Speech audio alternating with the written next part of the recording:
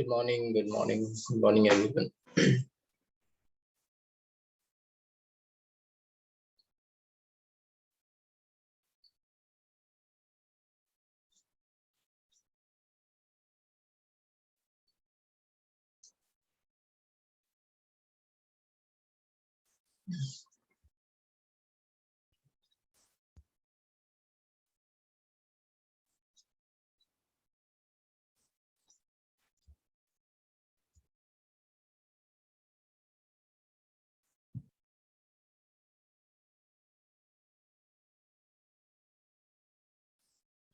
ठीक है, तो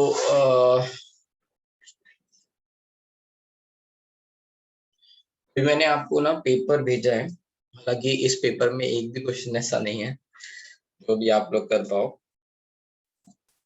ये but pattern we can see. कितने लोगों ने अच्छा पेपर देख लिया था, इसके बारे में पता कर लिया था? ये है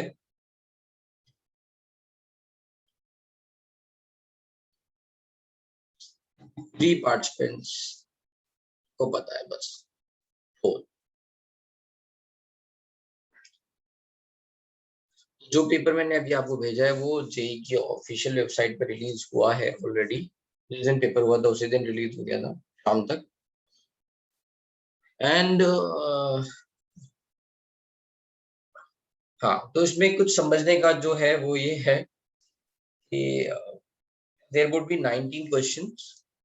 ठीक है, हर सब्जेक्ट के 19 क्वेश्चन है पेपर 1 में, 19 क्वेश्चन है पेपर 2 में।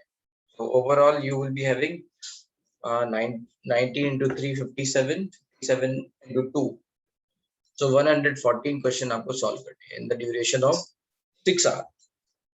ठीक है, इस बार चेंज कर दिया ना, इस बार 18 की जगह 19 हो गया। ठीक है,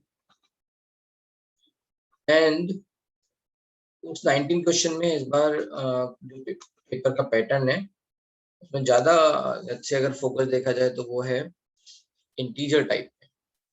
इन्होंने पैराग्राफ भी दिए हैं तो उसमें भी इंटीजर टाइप आंसर्स हैं।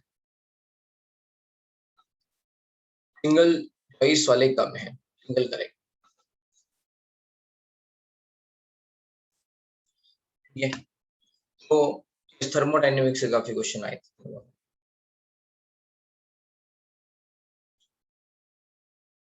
ठीक है, तो लेट्स से ऑनलाइन पेपर हुआ है आप लोगों का। ऑनलाइन पेपर हुआ है तो 19 क्वेश्चंस हैं आपके, और is out of 60। Marking system भी बड़ी मतलब थोड़ी सी इंटरेस्टिंग हो गई है कि कुछ पैराग्राफ टाइप वाले क्वेश्चन में केवल +2 ही है। तो लेट्स से अगर देखा जाए तो पेपर अच्छा है, राइट, थोड़ा ट्रिकी है, अच्छा है। एंड थोड़ा बहुत पैटर्न आपको पता चल जाएगा तो उससे हो सकता है आपका पैटर्न भी चेंज हो जाए एमटी में। सब कुछ ऑनलाइन है अब, है ना।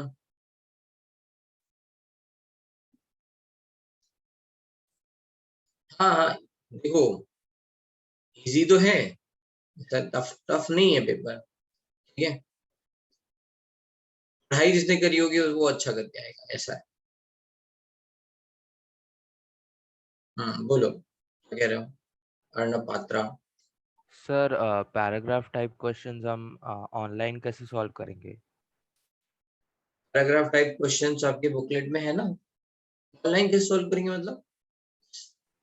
मतलब हम बुक में ही सॉल्व करेंगे और आंसर मतलब आप अगर रीड वहां करोगे, आपको रफ वर्क दिया जाएगा, आप सॉल्व उस पे करोगे, फिर आपका जो भी आंसर आएगा उसको आप मार्क करोगे। सर क्योंकि जो क्वेश्चन मतलब एमसीक्यू नहीं रहता है, मतलब एमसीक्यू सॉरी, जो ऑप्शंस नहीं रहते हैं तो वो बस लिख देना उधर। हाँ हाँ हाँ, जो भी वैल्यू होगी वो आपको लिख देनी है वहां पे इंटीजर टाइप क्वेश्चन से। तो जो आंसर आएगा वो लिख देना ओके सर, थैंक यू। है।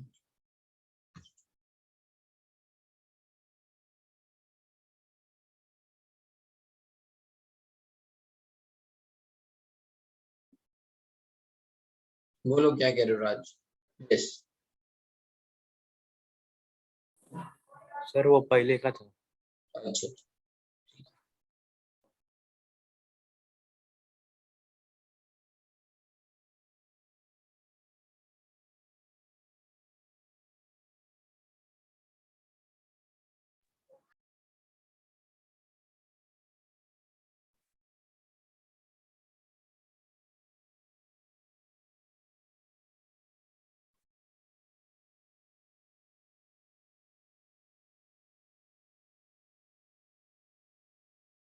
चलो ठीक है, तो ये तो आपको थोड़ा बहुत पता होना चाहिए, तो ये भेज दिया मैंने पेपर, क्योंकि आई नो कि अभी काफी लोग इतना मतलब सीरियसली नहीं देख रहे होंगे पेपर, बहुत ही कम लोगों ने हाथ उठाया था।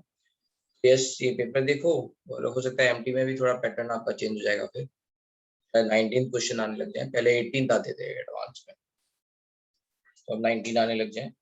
हो सकता है थोड़ा कंट्रीब्यूशन पैराग्राफ वाला भी बढ़ जाए, तो ये होता रहता है। चलो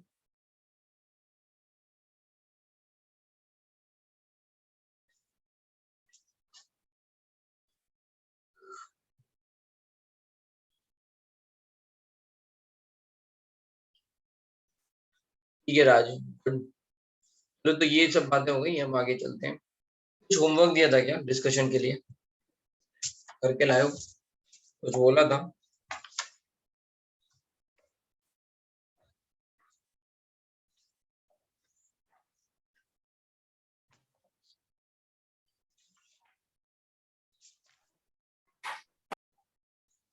हाँ भाई, कोई डिस्कशन था ना?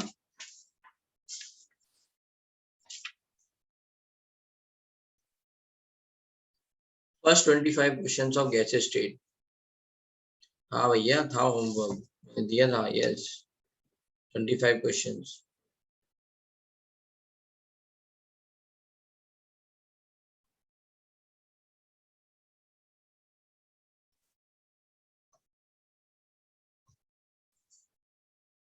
फर्स्ट 25 क्वेश्चन दिए थे मैंने, ठीक है।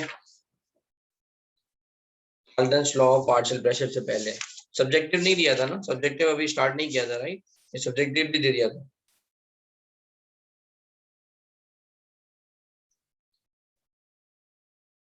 ठीक है, अभी सब्जेक्टिव में आगे देंगे, राइट? चलो फिर चलते हैं आगे। तो इसके क्वेश्चन डिस्कस कर लेते हैं भाई, जिन लोगों ने कर लिए हैं अच्छी बात है, जिन्होंने नहीं किए आप कर लेना, ठीक है। तो ये कौन सा लेक्चर है, 5 ना? रिवीजन कैसे चल रहा है भाई? मैं बहुत धीरे धीरे पढ़ा रहा हूँ, इसीलिए कि आप लोग अच्छे से पेपर दो, और आपको शायद एक वीक की हम छुट्टी भी प्लान कर रहे हैं कि हम दे देंगे आप। फर्स्ट एमटी मतलब बैंग है ना, ओपनिंग ऐसी होनी चाहिए एकदम झाड़ू। राइट, तो दबा के मेहनत करो, ऐसा मन नहीं है।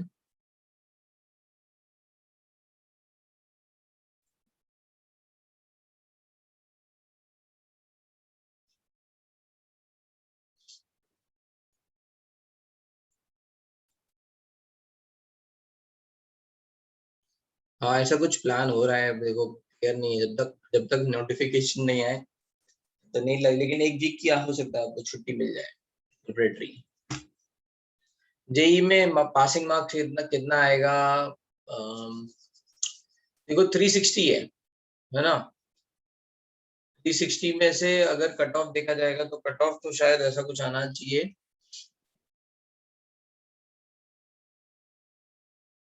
आई थिंक 120 के आसपास, 120।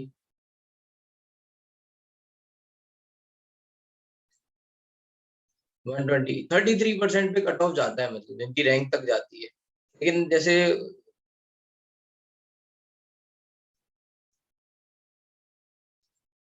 हाँ, लो लो अगेन, पर मैंने जो है ना वो एक इन जनरल बोल दिया है ऐसा, पर मैं एक सब्जेक्ट की बात कर रहा हूँ मित्र, मैं हाँ हाँ हाँ, नहीं नहीं सॉरी, 160 है ना, 33% मान लो ये कट ऑफ है, मतलब जिनकी रैंकिंग रैंक तक आएगी, है ना, जिनकी रैंक क्लियर होगी, ऐसा। कट ऑफ क्लियर मतलब आईआईटी नहीं मिलेगा, कट ऑफ क्लियर मतलब रैंक बनेगी तुम्हारी। अगर तुम्हें आईआईटी चाहिए तो तुम्हारी रैंक होनी चाहिए लगभग, if you belongs to general category, तो आपकी रैंक अच्छी होनी चाहिए मेरे हिसाब से, क्योंकि सीट्स कम है, सीट्स अराउंड 5000 ही है जनरल कैटेगरी के लिए, तो एंड देख लेना ना यार, ये सब बातें पता है यूट्यूब पे पड़ी हुई है, राइट? उठा के देख लो, है ना, बहुत सारे टीचर्स ने अपना इतना इतना टाइम डेडिकेट किया है, ठीक है, उनकी बातें देख लेना। ठीक है, इतने कट ऑफ पे क्या मिलेगा? नहीं Nandita, Nandita we have not done anything, just मैंने आईआईटी एडवांस का पेपर भेजा है और मैंने थोड़ा उसके बारे में बात की है। ठीक है, but what you can target, you can target is around 50%। देखो जो जनरल है और ओबीसी है उसकी उसकी लगभग लगभग 2-4-5% का डिफरेंस आता है, लेकिन लगभग लगभग जो है कट ऑफ सेम जाता है। हाँ, रैंक में फर्क पड़ता है। सेम मार्क्स पे अगर आपकी आ रही होगी 3000 रैंक, तो ओबीसी में थोड़ी अच्छी आ जाएगी। ठीक है, एंड मतलब आप अपना अपना टारगेट देख लो, लेकिन फिर भी I have no idea about SC ST other categories, क्योंकि अलग अलग है, उसमें कम काफी कम जाती है कट ऑफ हालांकि, लेकिन उसका एक ड्रॉबैक ये भी है कि जो जो बच्चे उस कैटेगरी को बिलोंग करते हैं, SC ST को, वो अपना टारगेट ही छोटा रख लेते हैं। समझ रहे हो? जैसे मान लो मैं एक एग्जांपल दे रहा हूँ, if anyone belongs to SC ST category, तो उनको पता है कि यार उनका 30% पे सिलेक्शन हो जाएगा, लेट्स से उनका टारगेट 30% ही, राइट? और जो जैसे मान लो जिसको पता है कि उसका 50% पे सिलेक्शन होगा, तो उसका टारगेट 50% है। जिसका टारगेट छोटा उसके एफर्ट भी कम, तो पहले ही लाइटली ले लेता है कि यार मेरा हो जाएगा ऐसे ही, वो वहां तक भी नहीं पहुंच पाता। ठीक है, तो आप कट ऑफ पे अपने आप को टारगेट मत करो। कट ऑफ से फायदा ये होगा कि अगर आपने अच्छा करा है तो भी आपका कट ऑफ पार हो जाएगा। एम छोटा मत करो।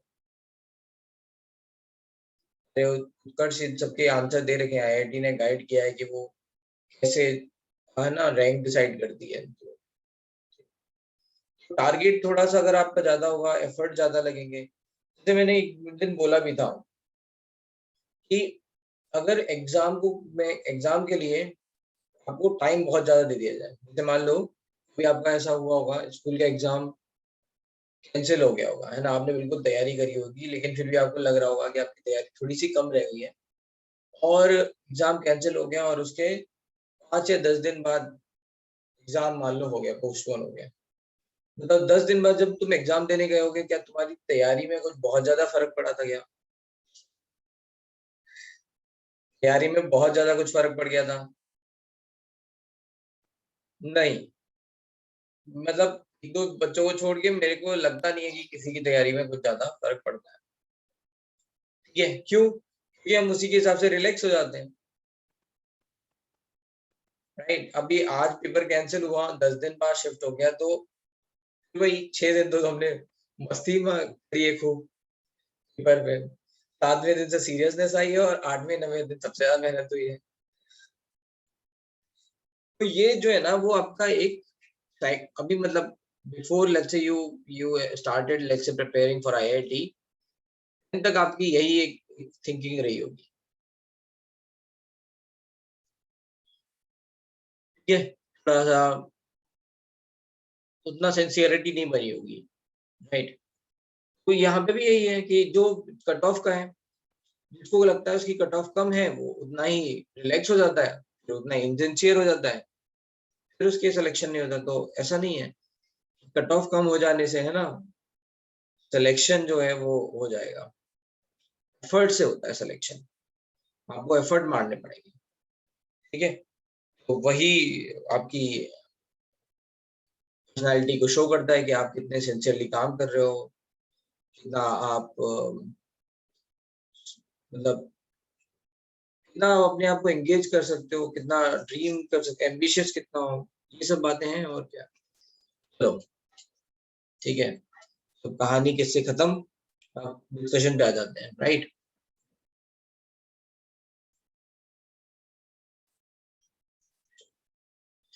डिस्कशन में बताओ, फर्स्ट 5 क्वेश्चन में any doubt, question number 1 to 5।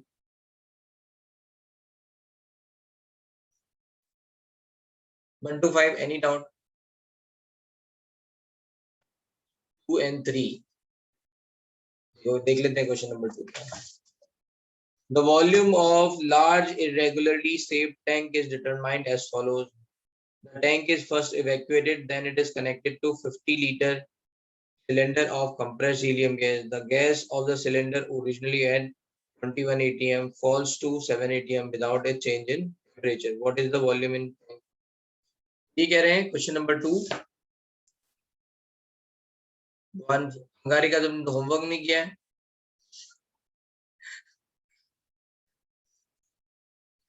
Question number 2 सारे क्वेश्चन मत पूछ लेना है ना जिन लोगों ने होमवर्क नहीं किया है।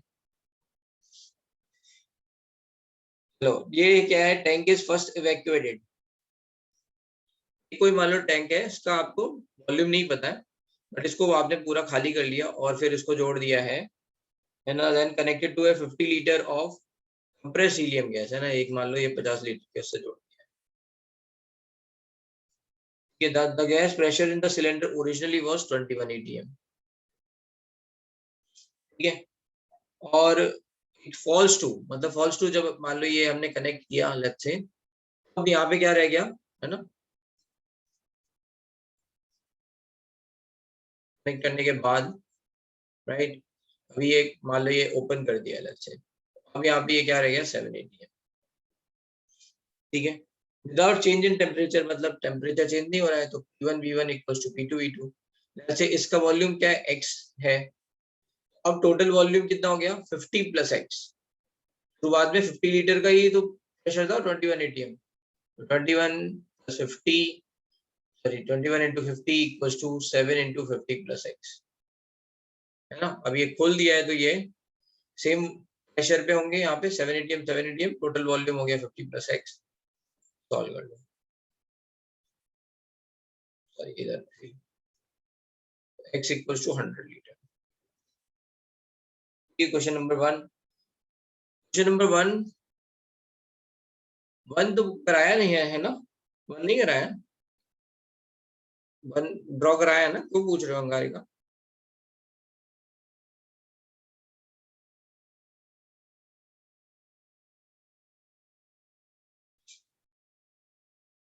अभी हम ऑब्जेक्टिव कर रहे हैं है ना, ऑब्जेक्टिव हो सकता है तुम्हें सब्जेक्टिव में डाउट हुआ, we are doing objective.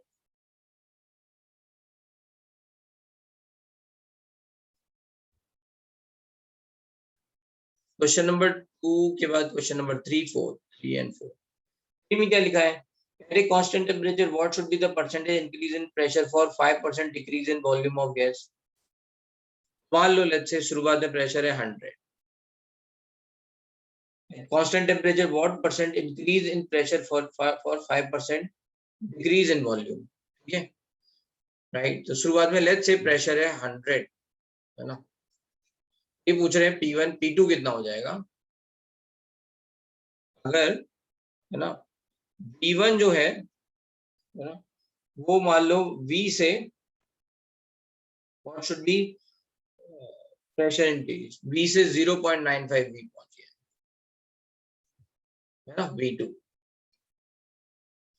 5% decrease का मतलब यही हो गया, तो सब लिख लो P1 V1 100 V equals to P2 आपको नहीं पता है, P2 निकालोगे इनटू 0.95 V, V से V कट गया, P2 की वैल्यू आ जाएगी 100 डिवाइड बाय 0.95। ये मैंने ऐसे ही ले लिया है, आप कुछ भी वैल्यू ले सकते हो, आप P भी लिख सकते हो क्योंकि फिर P के टर्म में आएगा, मैंने इसलिए लिया है ताकि आप डायरेक्टली परसेंटेज देख सको यहाँ से, इसलिए 100 लिया है।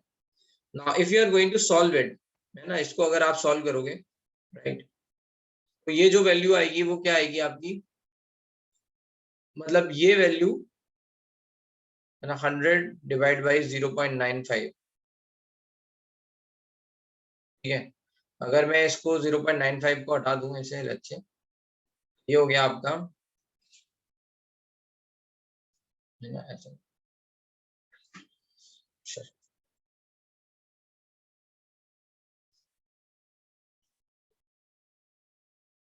ठीक है।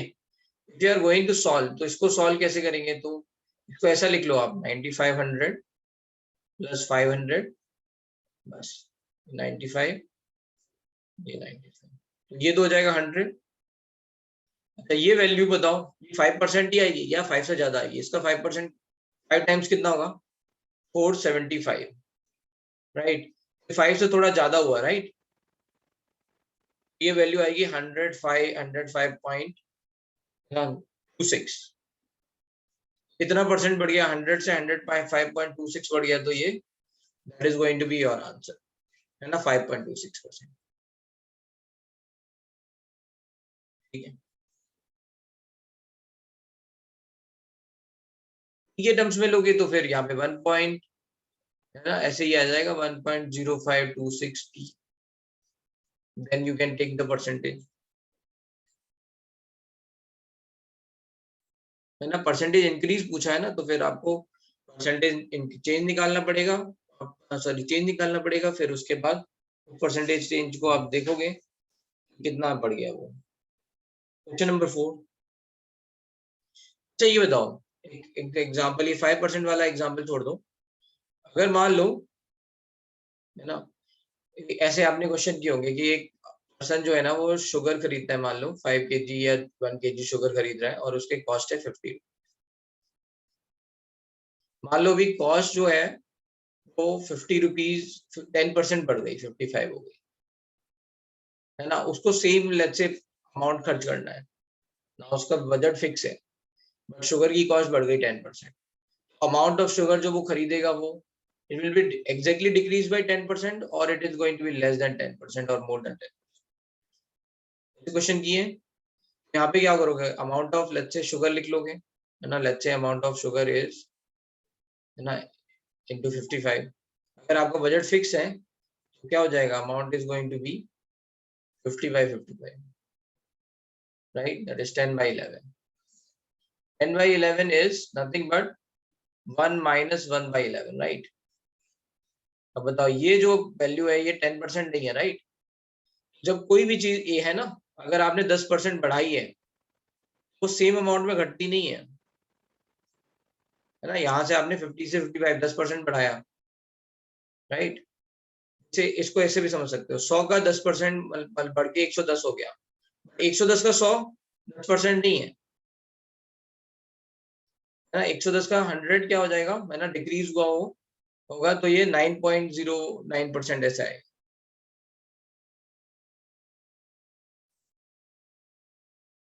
ठीक है, एनीवे चलो मैं अब आगे चलता हूँ। ये याद रखना, जितना आप बढ़ा रहे हो उतना ही दूसरा वाला घटने वाला नहीं, राइट।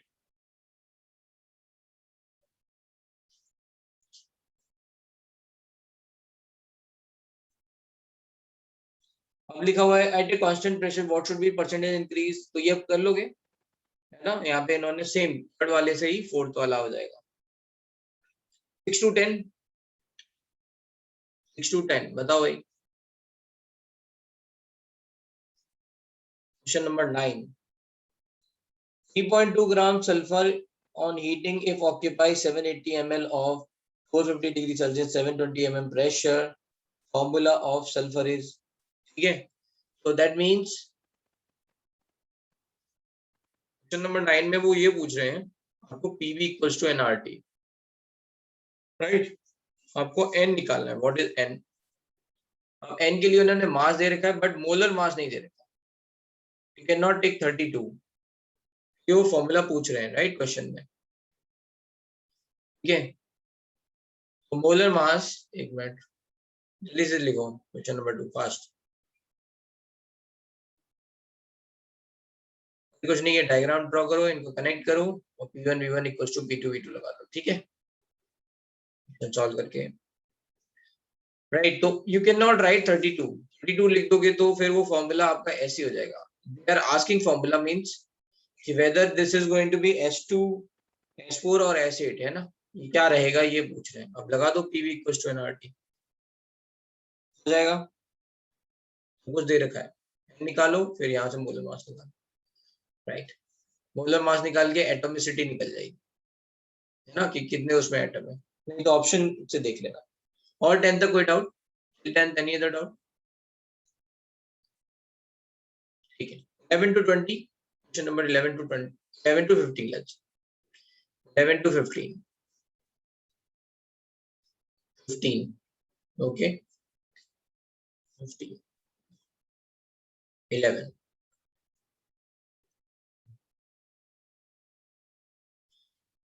देखो क्वेश्चन नंबर 11 में क्या लिखा हुआ है, the two container A and B contains the same gas, ठीक है, if the pressure volume and absolute temperature of gas A are twice as compared to B.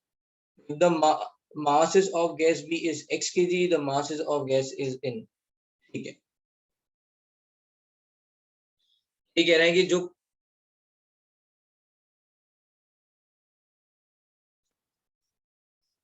ये ए कंटेनर है और बी कंटेनर है, इसमें क्या डिफरेंस है?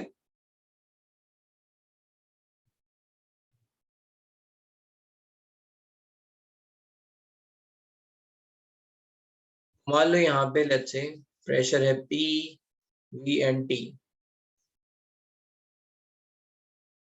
ये हो गया 2P, 2V एंड 2T।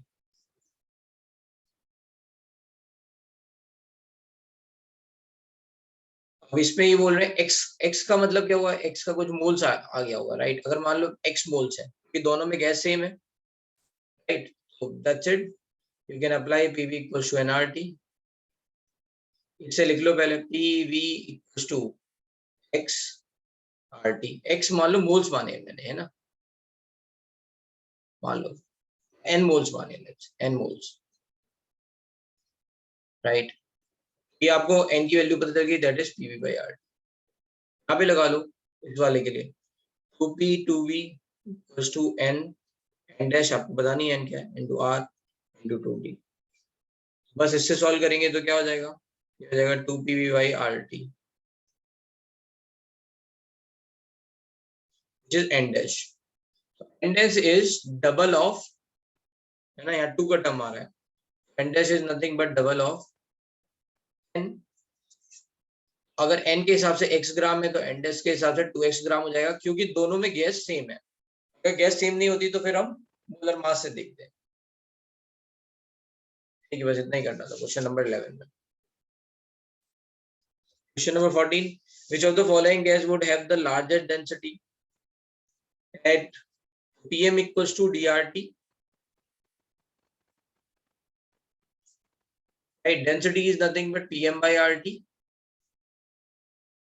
अब देखो फॉर्मूला आ गया आपका।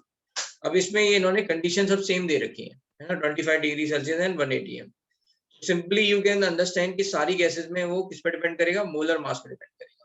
बाकी तो सब सेम है, राइट? बस देख लो किसका मोलर मास सबसे ज्यादा है, C3H8। ये 14 15, to expel the half of the mass of air from a large flask at 27 degree, it must be heated to N1 T1 equals to N2 T2। Question number 15 यही तो है।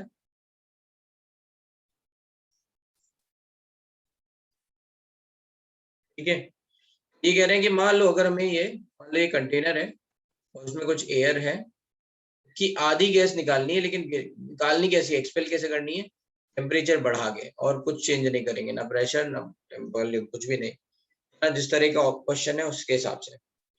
बस N1 let's say n है, N2 क्या हो जाएगा? n/2, n into t, t की value कितनी है? 300। ये n/2 into t की वैल्यू कितनी हो जाएगी? 600। 600 kelvin, 327 degree Celsius.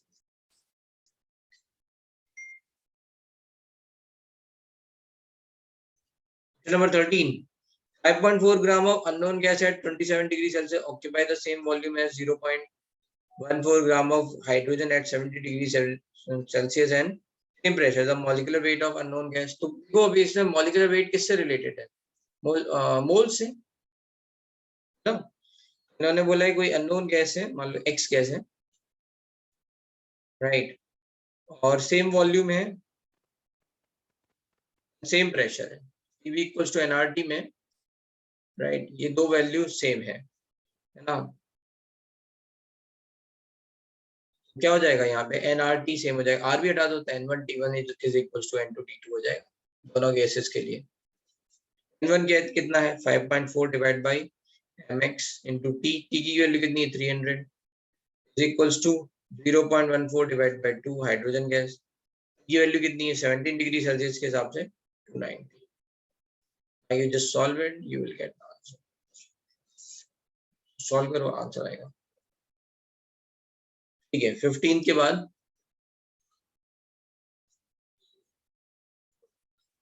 16 to 20, 16 to 20 बताओ भाई, question 16 to 20।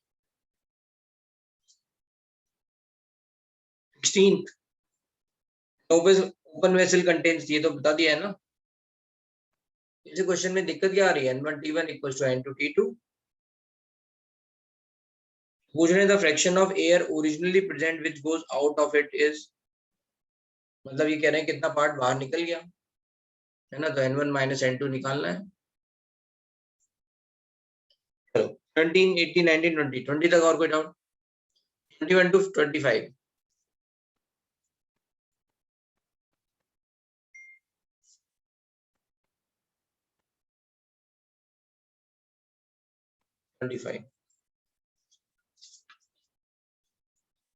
Equal masses of three ideal gas X, Y, Z are mixed in a sealed rigid container. If the temperature of system remains constant, which of the following statement about the partial pressure of gas is correct? ये part जो है वो Dalton's law of partial pressure पे है, तो ये वाला question छोड़ दो, ये अभी बताएंगे तो हो जाएगा, फिर Dalton's law of partial pressure भी हो जाएगा। ठीक है, और कोई डाउट नहीं है ना? 24 तक कोई डाउट है?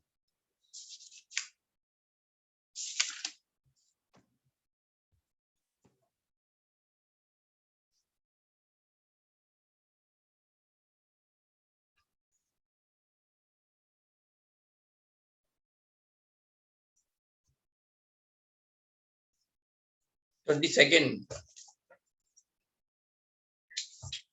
ये सोते मत रहो ना, जल्दी से पूछ लिया करो यार, मैंने बंद ही कर दिया था। डेंसिटी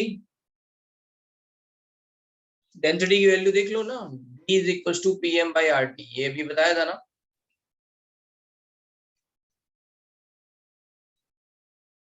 बताओ, डेंसिटी डबल करनी है सेम गैस की, M सेम रहेगा, R तो सेम है, तो P1/T1 इक्वल टू P2/T2। ये बाकी सब चीजें कांस्टेंट है, हटा दो, सॉल्व कर लो। शुरुआत में उन्होंने प्रेशर नहीं दे रखा, शुरुआत में डेंसिटी दे रखी है, तो यू कैन कैलकुलेट, है ना, यहाँ प्रेशर कितना आ जाएगा, P/T की वैल्यू कितनी आएगी, बस 1.458 मिलीग्राम पर लीटर लिखा हुआ है ये। और डेंसिटी जब भी लिखते हैं तो किसमें लिखते हैं? ग्राम पर लीटर, याद रखना है ना, इसकी डेंसिटी किसमें लिखते हैं? ग्राम पर लीटर में।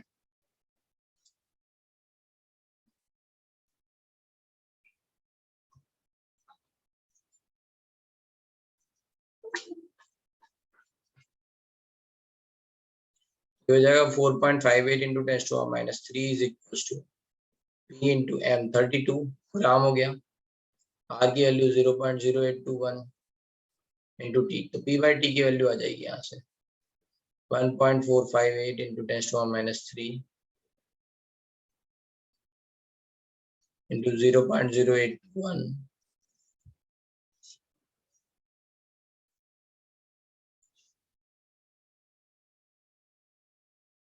Into T divide by 32,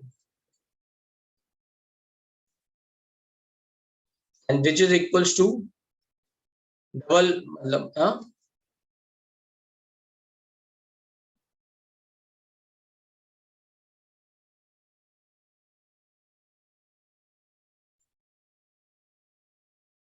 sorry temperature भी सेम है, ओहो हाँ, अरे यार मैं ध्यान ही नहीं दिया, 1 atm ले रखा है इन्होंने, प्रेशर इज 1 atm दे रखा है, टेम्परेचर सेम है 25 डिग्री सेल्सियस, यस, इसमें तो कुछ करना ही नहीं है, डेंसिटी डबल प्रेशर डबल। मैं भी क्या कर रहा हूँ, हाँ करेक्ट, सही है। चलो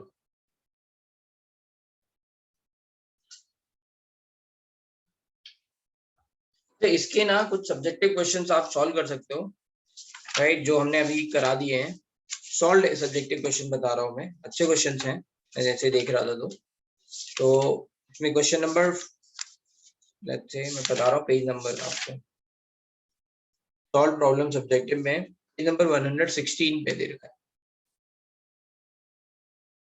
ये वाले क्वेश्चन जो है ना वो थोड़े टफ हैं, राइट, बट क्वेश्चन ट्राई करना सॉल्व करने की। तो एग्जांपल 1 2 3 4 5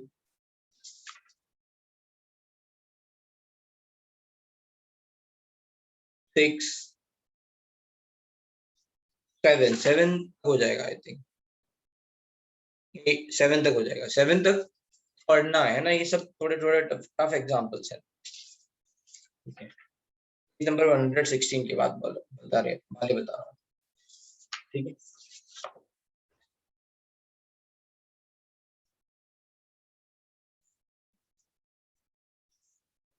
ब्रांच लिख लो बेटा, सब स्क्रीनशॉट ही लेना है। चलो अभी इधर फोकस करते हैं। अब मुझे पहले ही बताना है आपको payload.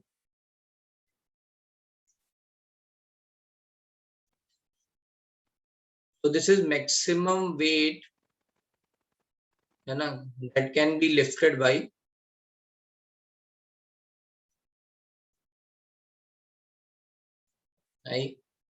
any airborne species, let's say machine. Airborne machine मतलब जो जो आप एयर ट्रेवल करेंगे। बलून, यहाँ तो हम बलून के लिए बोल रहे हैं, लेकिन कहीं पे भी जैसे ड्रोन हो सकते हैं, प्लेन हो सकते हैं, तो उसमें कैपेसिटी होती है कि प्लेन कितना कितना वेट कैरी कर सकता है, बलून कितना वेट उठा सकता है, ये सब बात है। तो maximum weight that can be lifted bye balloon, है ना, ये होगा पेलोड, राइट। प्लेन तो कुछ भी हो सकता है, दैट इज पेलोड। यहाँ पे जो बलून वाला काम है ना, वो क्या है, इस प्रिंसिपल पे डिपेंड करता है, that is based on buoyancy principle. ये दैट इज बेस्ड ऑन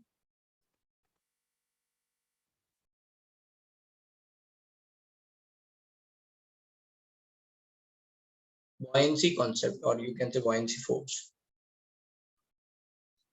ठीक है, क्या होता है, इसका मतलब क्या है कि जो मास है ना, right, let's say buoyancy force you have seen, that is you can say mass of, है ना, displaced air। Mass of displaced air is nothing but mass of balloon,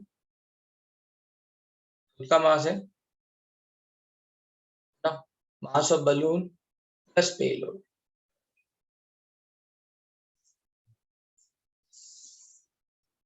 ना, तो आप स्विम कब तक करते हो, जब आप अपने अपने मास से, राइट, ज्यादा जो है वो वाटर अगर आप डिस्प्लेस कर देते हो, तो then you are swimming, right, you will not से।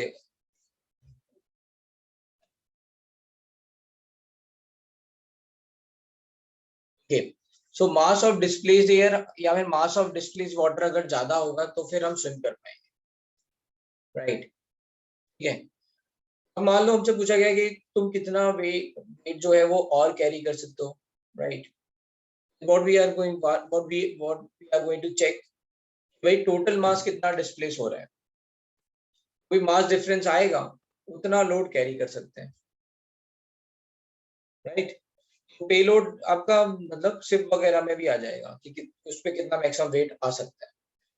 ठीक है, इतनी बात समझ में आ रही है। How to calculate mass of displaced air, right, ये कैसे निकालना है। मास ऑफ डिस्प्लेस्ड एयर क्या होता है,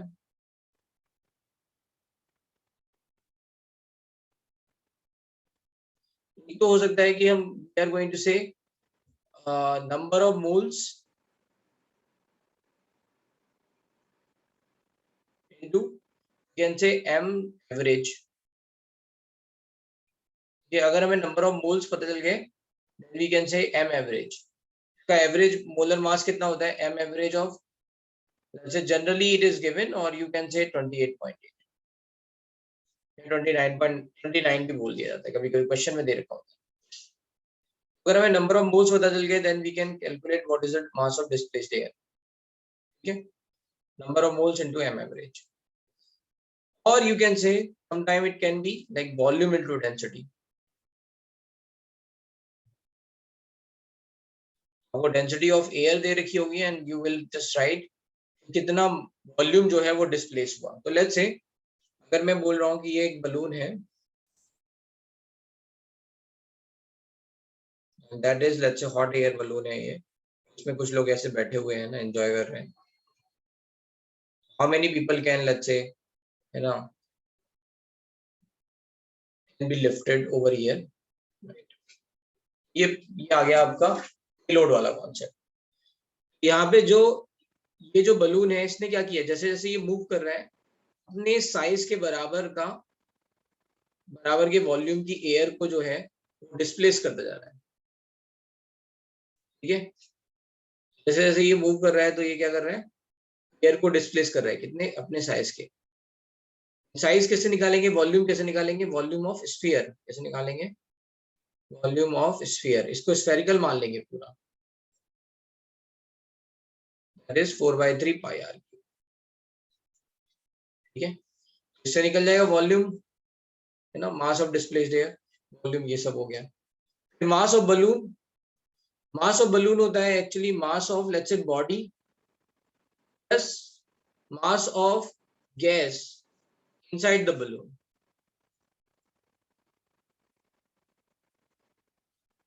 मास ऑफ बलून क्या होगा,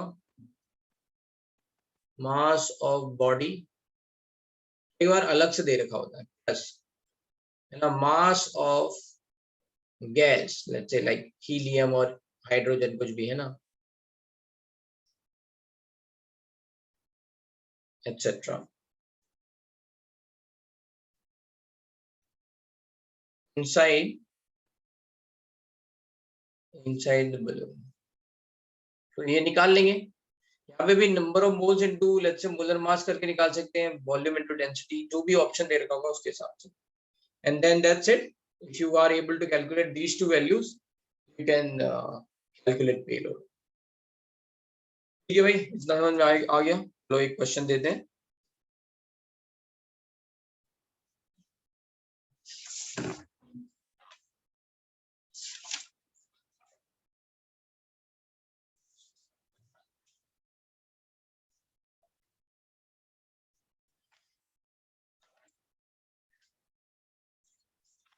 लिख लो तब तक।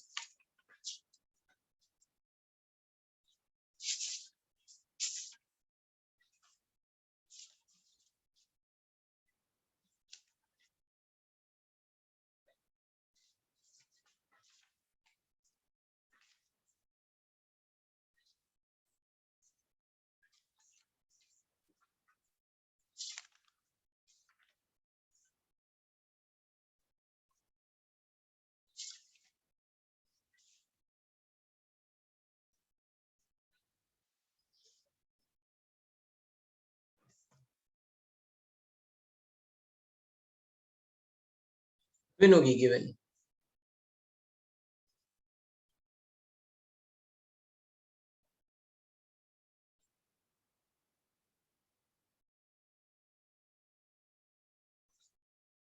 चलो एक क्वेश्चन करते हैं, उससे आइडिया लगेगा। तो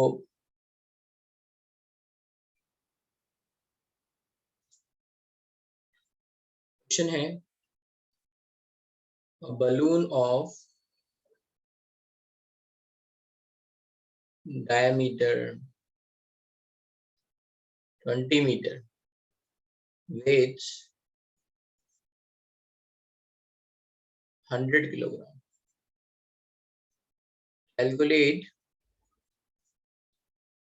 its payload if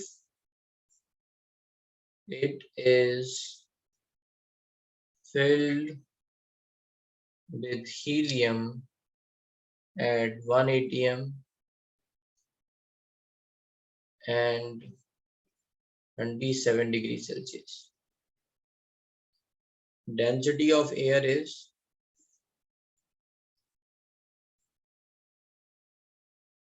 1.2 kilogram per meter cube. बस इतना दे रखा है। सॉल्व।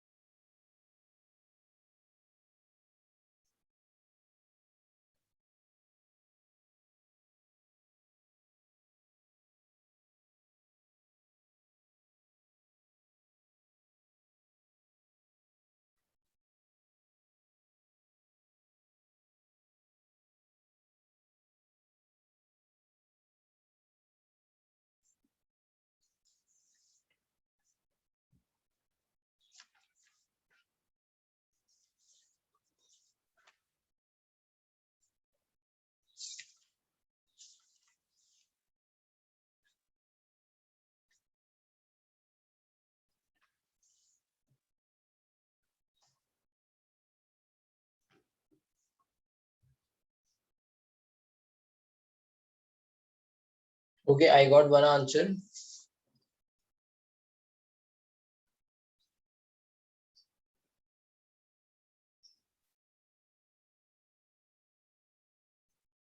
क्लोज है चिंतित तुम्हारा।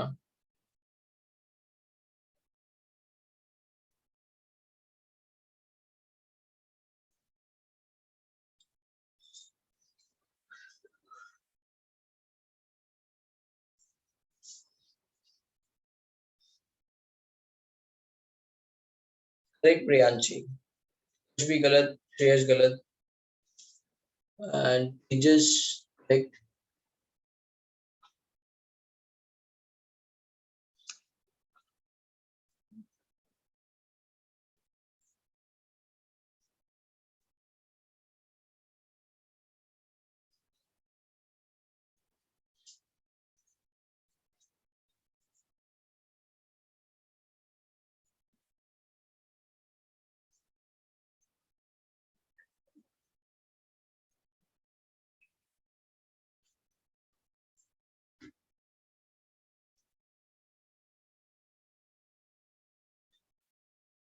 चलो मैं बता दूं, ये ट्राई कर रहे हो तो कॉन्सेप्ट में पहले ही बता चुका हूँ।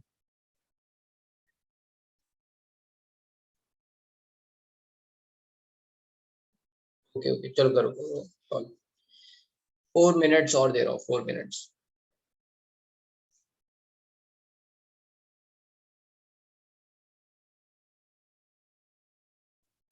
आप लोगों को होमवर्क क्या करना है आगे वो बता देता हूँ तब मैं। तो ये सब्जेक्टिव के 7 क्वेश्चन पढ़ने, ये देखने इनमें क्या किया गया है पेज नंबर 116 से, और आपको सॉल्व करना है question number 1 to 11, 1 to 11 subjective, 1 to 11।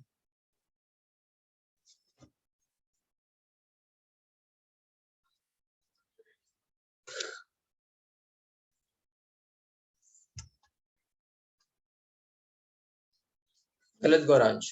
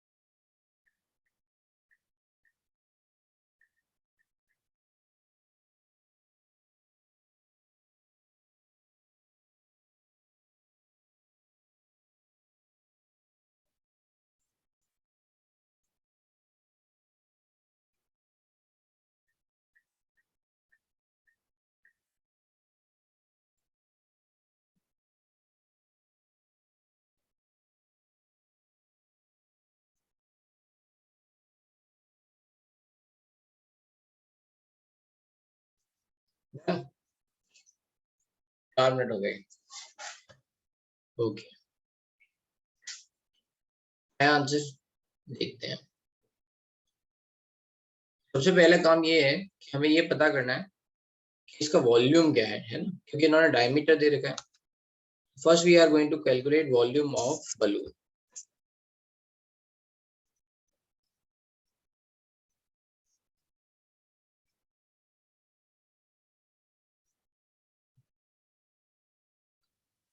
Volume of balloon 4/3 pi r cube.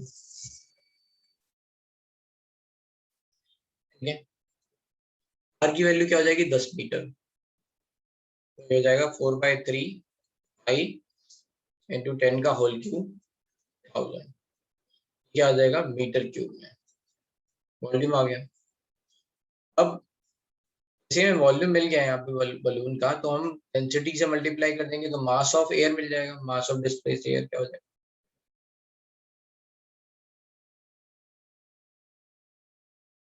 Mass of displaced air is nothing but volume into density. हो जाएगा 4 pi into 1000 divide by 3 into 1.2 kilogram. Metre cube से metre cube cut गया तो kilogram में ये answer आया। इससे इसे कट कर लो 0.4। ठीक है, और ये आ जाएगा आपका तो 0.4 400 1600 केजी में। बट हमें किस में चाहिए, ग्राम में चाहिए, हमको ग्राम में कन्वर्ट करना पड़ेगा सब। ठीक है, तो किलोग्राम में भी रख सकते हो और आप ग्राम में भी कन्वर्ट कर सकते हो। लेट्स से भी किलोग्राम में रख लेते हैं। Now you know the mass of displaced air. Mass of balloon क्या होगा,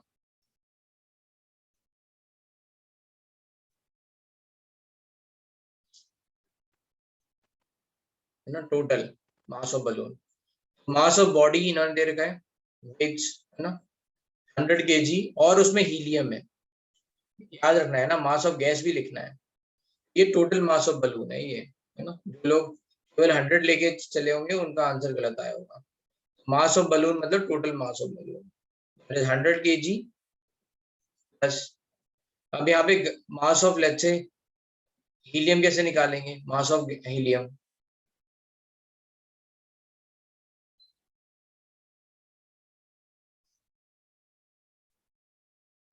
तो यहाँ पे हमें ये पता है कि जो ये बलून है उसका वॉल्यूम जो है वो 1000 इंटू 4/3 पाई है। Can be apply PV equals to nRT यहाँ पे, तो then we will be able to get number of moles. बस यही ट्रिकी पॉइंट था, जिसने ये पार कर लिया उससे आंसर आ गया। क्योंकि ये कैसे पता चला, यहाँ टेम्परेचर लिखा हुआ है, प्रेशर लिखा हुआ है, राइट। तो yes, you can calculate volume, यहाँ से निकाला वॉल्यूम ऑफ बलून से, बस ये हो जाएगा। पी की वैल्यू कितनी है 180 एम, वॉल्यूम कितना है 1000 इंटू 4/3 पाई, एन की वैल्यू कितनी है नहीं पता, आर कितना है लेट्स से 1/12 ले लेते हैं, टी कितना है 300। बस एन की वैल्यू निकल के आ गई है 1000 इंटू 4/3 पाई डिवाइड बाई 25। अच्छा, एन हो गए। एन निकलते ही क्या पता चल जाएगा आपको, मास of helium. Mass of helium क्या होता है, नंबर ऑफ मोल्स इंटू 4, इसका मोलर मास कितना है 4, कितना हो जाएगा ये, मास of helium is nothing but n into 4, right. But ये मास किस में आएगा, ग्राम में आएगा, है ना, क्योंकि एटॉमिक मास क्या है ग्राम, उसको किलोग्राम में कन्वर्ट करना पड़ेगा, है ना। ये कितना हो जाएगा 1000 into 4 pi divide by 25 into 3 into 4, और ये ग्राम में है तो किलोग्राम में कितना हो जाएगा 16 पाई बाई 75 किलोग्राम। आ गया आपका, नहीं अच्छा हाँ, यहाँ एक गलती कर दी, सॉरी, गलती कर दी सर, सॉरी, कि यहाँ पे हमने जो वॉल्यूम है वो मीटर क्यूब में आया है और हमने यहाँ पे लीटर में कन्वर्ट करना था। वी इक्वल्स टू एनआरटी में लीटर में कन्वर्ट करना होता है, तो इनटू 1000 और आएगा, राइट। तो यहाँ सब जगह 1000 एक बार और आएगा,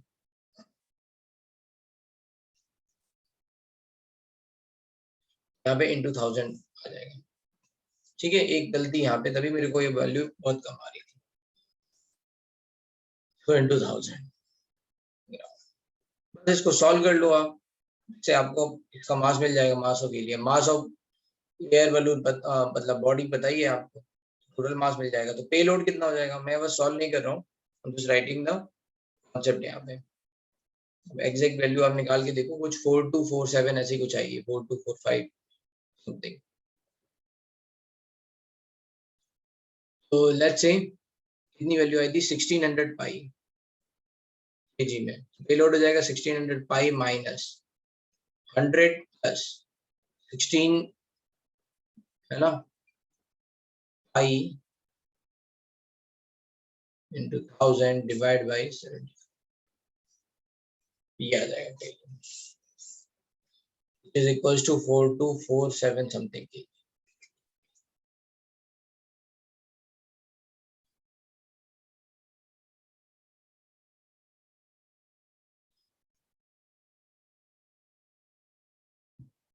से देख लो यहाँ पे दिक्कत कहाँ पे हो गई थी, हमने मिस कर दिया था, ये भी एक इम्पोर्टेंट पॉइंट है। यहाँ मीटर क्यूब में ले रखा है, अगर आपको मीटर क्यूब में लेना है फिर स्टैंडर्ड लो प्रेशर न्यूटन मीटर स्क्वायर में लो, राइट, ये तब फिर वो वाली वैल्यूज आएंगी।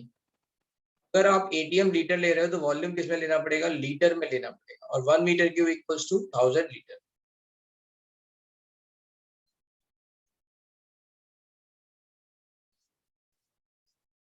ठीक है, ये इस तरह से आगे समझ में। अच्छा, कभी कभी क्वेश्चंस में ना आपको weight of let's say balloon नहीं दे रखा होगा, जैसे छोटे वाले बलून होते हैं ना, हॉट एयर बलून नहीं, उसमें भी उनकी वेट वेइंग कैपेसिटी देखी जाती है कि वो कितना आ सकते हैं। तो ऐसा एक क्वेश्चन हो सकता है जब वेट ऑफ बलून ना दे रखा हो कि मतलब weight of total balloon is nothing but weight of gas inside it, है ना, बॉडी का वेट नहीं दे रखा हो तो नहीं लेना है। क्वेश्चन लिख लो, find the lifting power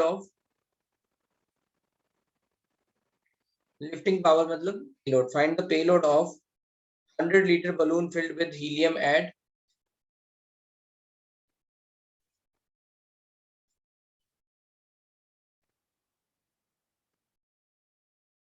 100 liter balloon filled with helium at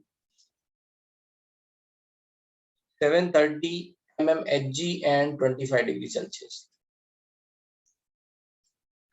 Filled at 730 mm Hg and 25 degrees Celsius. Density of air is 1.25 gram per liter.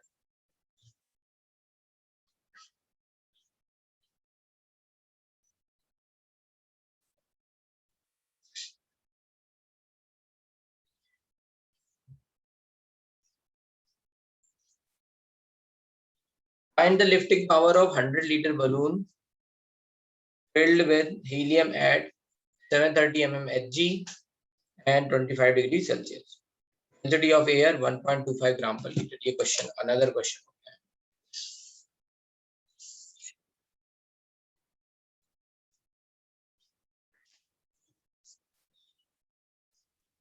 1.25 gram per liter. Density of air is 1.25 gram per liter.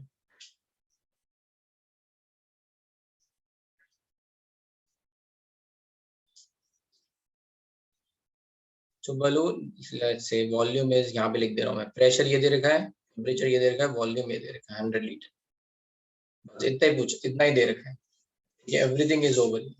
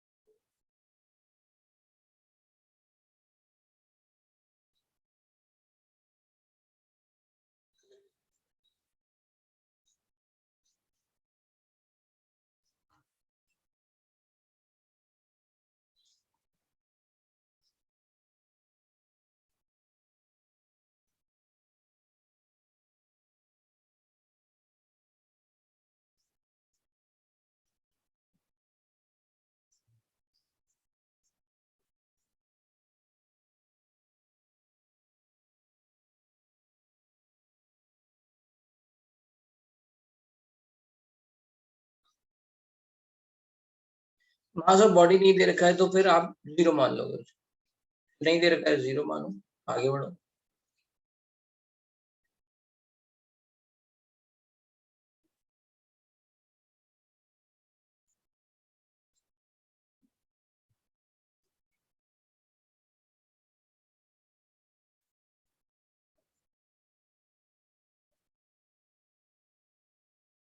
हाँ helium gas है।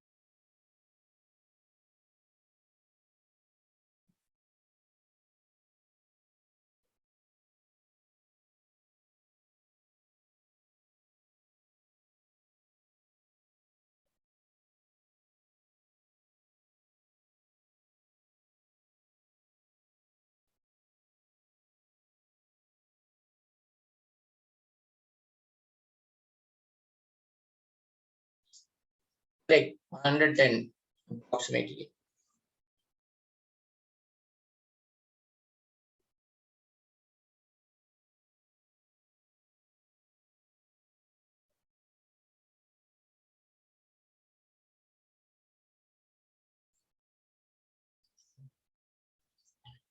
Right, तो इसमें करना क्या है आपको, बस air का मास तो ऐसे ही पता चल गया, वॉल्यूम यहाँ दे रखा है 100 लीटर इनटू डेंसिटी, तो मास ऑफ डिस्प्लेस्ड एयर आ गया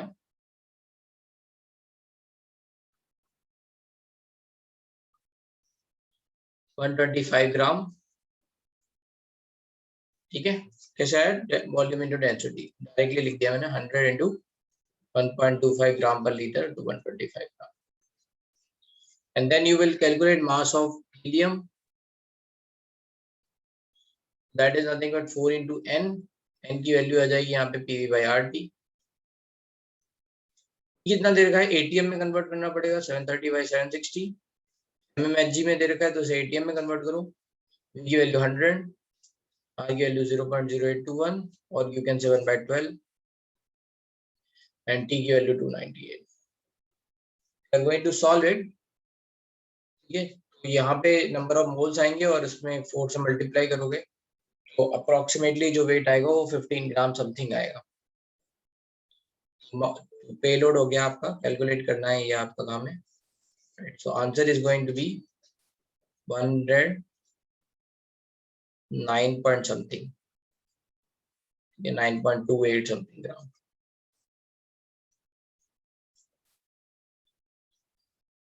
ठीक है भाई,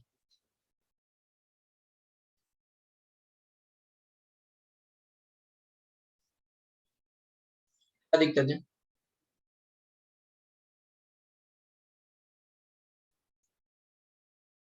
गुड मॉर्निंग सर। सर ये जब एन में पीवी बाय आरटी का जो वैल्यू डाला आपने उसमें सर वो 288 है ना? 288 मतलब 29। हाँ, ये क्या है, हाँ सही टेम्परेचर? 288 है ना? टेम्परेचर क्या है यही तो पूछ रहे हो। 298 है ये बेटा, 25 डिग्री सेल्सियस है। अच्छा। हाँ।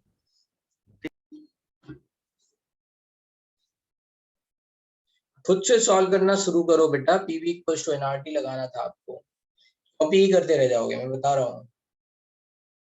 तो स्क्रीनशॉट कितने भी ले लो, वो स्टोर हो जाएगा, सारा का सारा आएगा नहीं सॉल्व करना, जब तक पहले ही चलाओगे।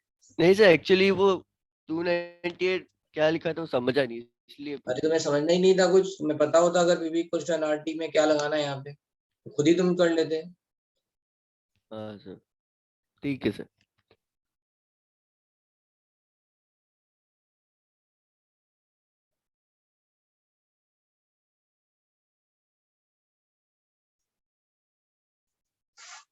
ठीक है, अब चलते हैं आगे। Dalton's law of partial pressure.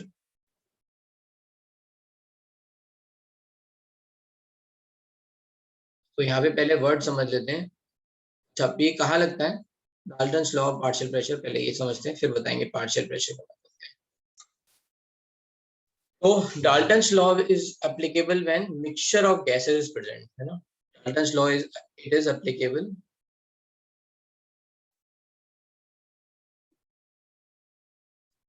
When mixture of, है ना, नॉन रिएक्टिंग गैसेस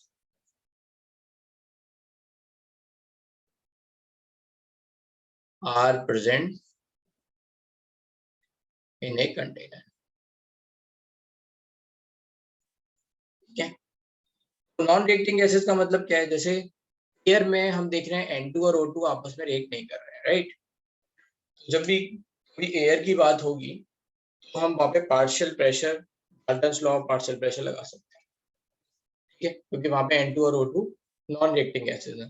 लेकिन कहीं पे ऐसा हो कि दो रिएक्टिंग गैसेस आ जाए, है ना, तो फिर वहां पे हम पार्शियल प्रेशर वाला कॉन्सेप्ट नहीं लगा पाएंगे। इतनी बात समझ में आ रही है, राइट। या फिर ऐसी टेम्परेचर कंडीशन हो वहां पे वो रिएक्ट करें, मान लो जैसे N2 और H2, N2 और H2 रूम टेम्परेचर पे रिएक्ट नहीं करते हैं, ठीक है, these are non reacting gases room temperature पे। लेकिन अगर उनका टेम्परेचर बढ़ा के अगर हम 500 डिग्री सेल्सियस में कर दें तो वहां पे वो रिएक्ट कर लेते हैं। Dalton's law of partial pressure कहाँ पे लगेगा? रूम टेम्परेचर पे लग जाएगा। हाँ, नहीं लगेगा, 500 डिग्री सेल्सियस पे नहीं लगेगा। समझ में आ रही है बात? ठीक है, तो नॉन रिएक्टिंग गैस, यहाँ पे जो सबसे इंपॉर्टेंट बात है वो नॉन रिएक्टिंग गैसेस हैं, है ना।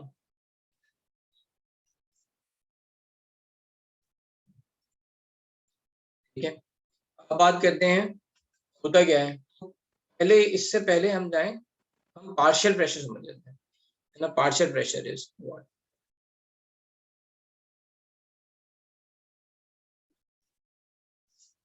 पार्शियल प्रेशर का मतलब है contribution of a gas in total pressure.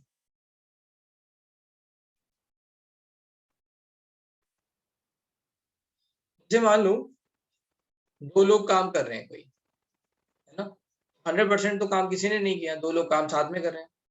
तो एक जो फर्स्ट पर्सन है उसका कुछ कंट्रीब्यूशन होगा, सेकंड पर्सन का भी ऐसे ही कंट्रीब्यूशन होगा, तो टोटल वर्क में दोनों का कंट्रीब्यूशन है ना। मान लो ए का कंट्रीब्यूशन 20% है, बी का कंट्रीब्यूशन 80% है, so we are going to say A has partially contributed in this work, B has partially contributed in this work. Partial का मतलब क्या है? It is not complete, right. ठीक है, तो ऐसे ही अगर मान लो गैसेस मिक्सचर हम बात कर रहे हैं, तो every gas is going to contribute something. ठीक है, जैसे let's say if we are talking about our room,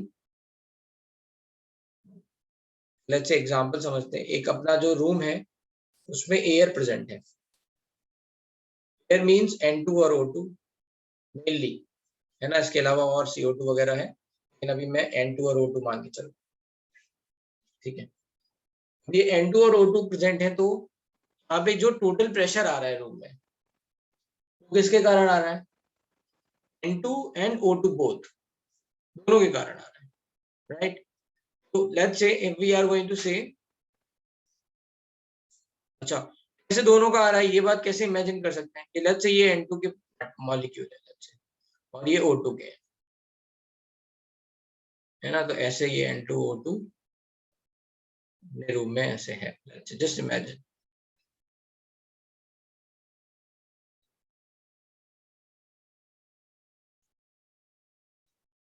ठीक है, मान लो ऐसा कुछ है।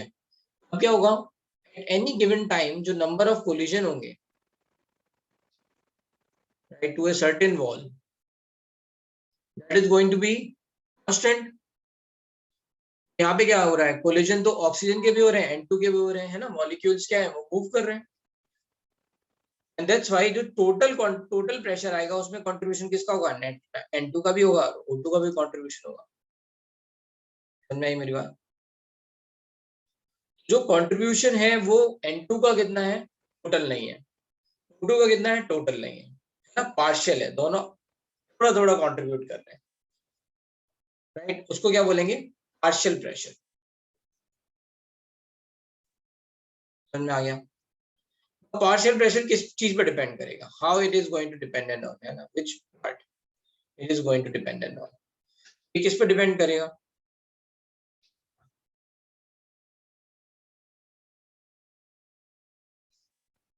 अगर ये नॉन रिएक्टिंग गैसेस हैं तो इसको ऐसे समझ लो, जैसे मान लो अब इसी चीज को, इसी रूम को मैंने ऐसे तोड़ दिया, मान लो जैसे ये रूम जो है ना वो पहले ऐसा था और इनके बीच में एक बाउंड्री दी ऐसे ना, मान लो ऐसे, ये बाउंड्री हम बाद में गिरा देंगे, है ना। एक तरफ N2 थी यहाँ पे,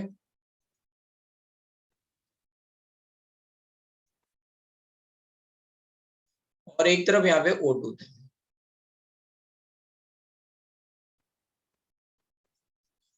ठीक है, ये मान लो इनके बीच की एक वॉल है, इमेजिनरी वॉल मान लो या फिर परमानेंट वॉल मान लो, whatever we are going to break and this is going to form. ठीक है, ऐसा कुछ था, राइट। तो यहाँ पे जो ये नंबर ऑफ N2 मॉलिक्यूल्स हैं, जैसे ही आपने ये वॉल्स ब्रेक की, ठीक है, राइट, या फिर ऐसा भी मान सकते हैं कि शुरुआत में लेट्स से N, है ना, तो ठीक है ऐसे मान लेते हैं। जैसे हमने ये वॉल ब्रेक की, अभी आप ये बताओ वॉल्यूम ऑफ N2 गैस क्या होगा। जैसे मान लो अगर मैं मान लो ये बोलूँ ये 10 लीटर है और ये 5 लीटर है ना, कंटेनर की वॉल्यूम 10 लीटर है और 5 लीटर है। अब वॉल्यूम ऑफ N2 क्या होगा बताओ, what is going to be volume of N2, whether it is going to be 15 liter or 10, it will remain 10 liter.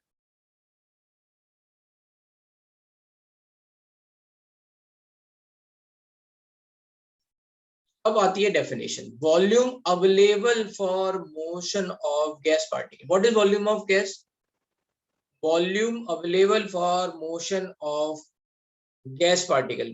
अब बताओ आंसर क्या होना चाहिए अब,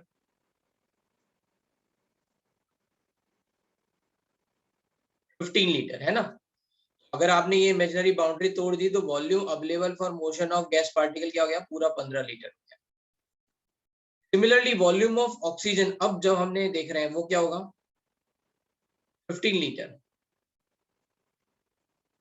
है ना। जो न्यू वॉल्यूम आ जाएगा वो क्या हो जाएगा, 15 लीटर, है ना। तो इन दोनों गैसेस के लिए वॉल्यूम सेम है, इन दोनों गैसेस के लिए वॉल्यूम सेम है, volume available for motion of gas particle. ठीक है, राइट। अच्छा, किसी को ये कंफ्यूजन तो नहीं हो रहा है, ये कैसे हो सकता है 15 लीटर में N2 भी और O2 भी है, 15 तो 30 हो जाएगा, ऐसा तो नहीं सोच रहे हो। गैस है ना, गैस के पार्टिकल मूव करते रहते हैं, लिक्विड नहीं है कि हम दो लिक्विड ऐड करेंगे तो फिर वॉल्यूम ऐड हो जाएगा, गैस है यहाँ पे, गैस के पार्टिकल मूव करते रहते हैं, तो volume of gas is always is volume available for motion of gas particle. अगर ये बात आपको याद रहेगी तो ये सब समझ में आ जाएगा, जिसने ये बात में कंफ्यूजन कर लिया वो कंफ्यूज होता रहेगा, इसलिए शुरुआत में बता दिया था आपको वॉल्यूम ऑफ गैस क्या होता है, राइट। बोलो क्या डाउट है। सर इधर 10 लीटर N2 के लिए लिखा है तो ऊपर 15 लीटर।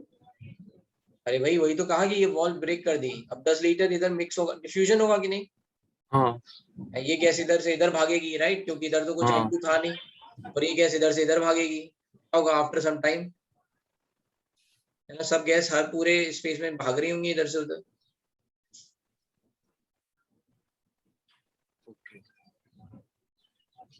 ठीक है, हाँ सर। तो जो डेफिनेशन याद रखनी है वो है volume of gas is nothing but volume available for motion of gas particle. ठीक है, अब आगे यहाँ पे आ जाते हैं। अब देखो दोनों की वॉल्यूम सेम है, टेम्परेचर कंडीशन सेम होगी, कंटेनर सेम है, तो अब क्या रह गया बताओ, प्रेशर रह गया और नंबर ऑफ मोल्स रह गए। बताओ प्रेशर और नंबर ऑफ मोल्स में रिलेशन बन जाएगा यहाँ पे, है ना। कॉन्ट्रीब्यूट पार्शियल प्रेशर क्या हो जाएगा, नंबर ऑफ मोल्स के बराबर के हिसाब से आएगा, जितने नंबर ऑफ मोल्स होंगे, ठीक है। यस, तो अब इसको यहाँ पे डायग्राम से रिप्रेजेंट कर लेते हैं। ये तो मैंने समझा दिया था, मैं ये सब रब कर रहा हूँ और ए और बी गैस डाल के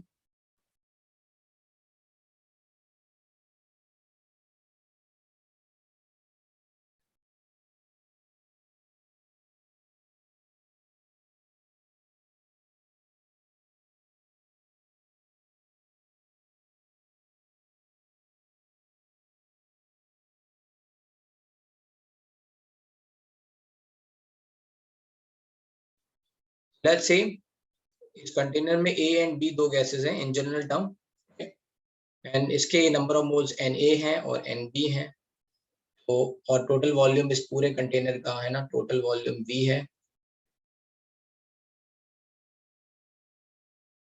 ठीक है। तो क्या हो जाएगा, hence partial pressure of A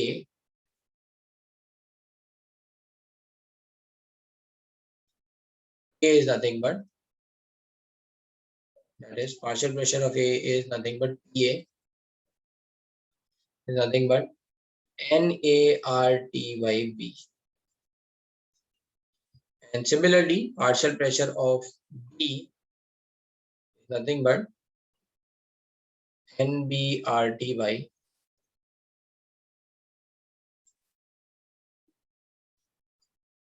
hence total pressure is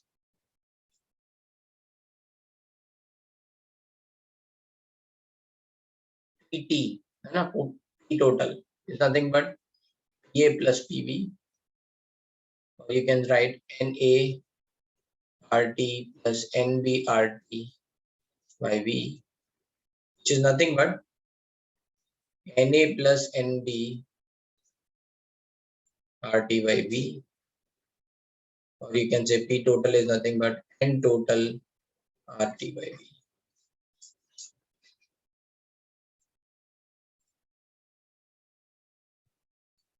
लिख लो इसको,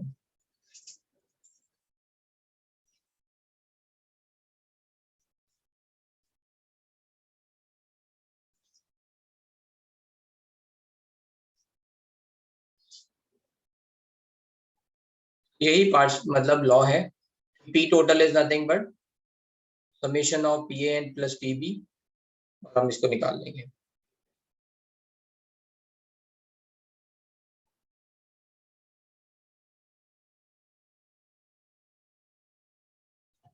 तो डाल्टन्स लॉ क्या है, total pressure is nothing but summation of partial pressure of all the gases.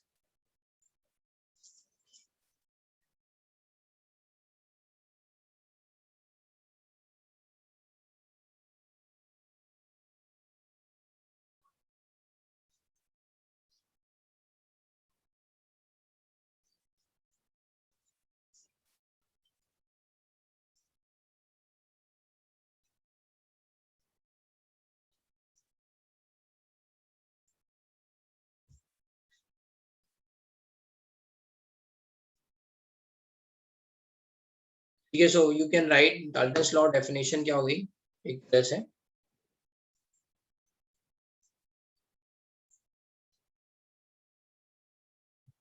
ना, according to Dalton's law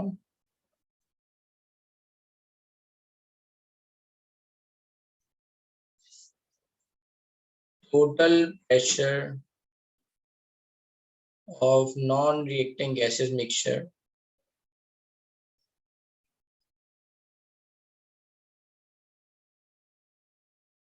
is total sum of partial pressures of